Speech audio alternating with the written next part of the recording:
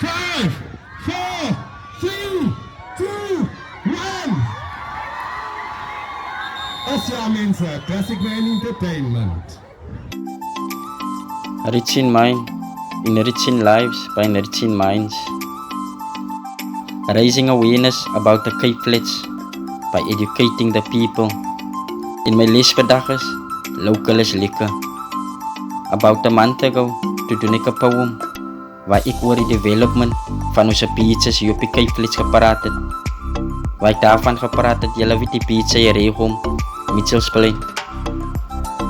En is kwaai om te sien dat daar nogal mense is met dieselfde vision.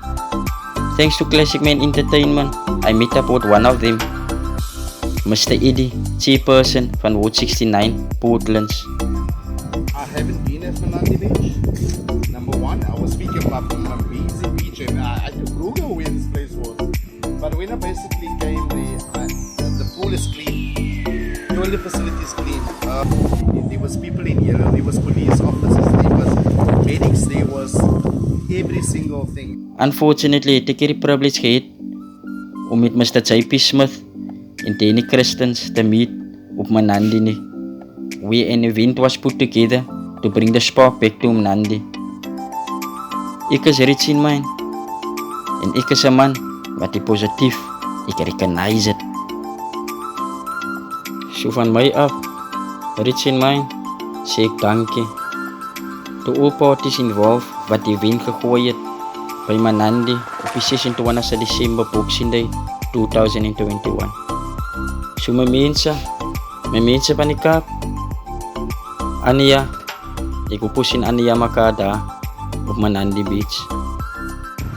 Marang ko sa Sinmay din kasi kita kapili. Ay si chairperson van 79 Portlands, Mitchellsplein. Manandi Beach has been there for quite a long time. Well, it hasn't been utilized properly. The place has gone backwards, but yeah, we are now working on getting it to a standard that it should actually be. Like you say, the toilets, pools, and all of these are being taken care of. We've got a good security team there. We've got a good city staff working there. So yeah, Manandi is getting along good job.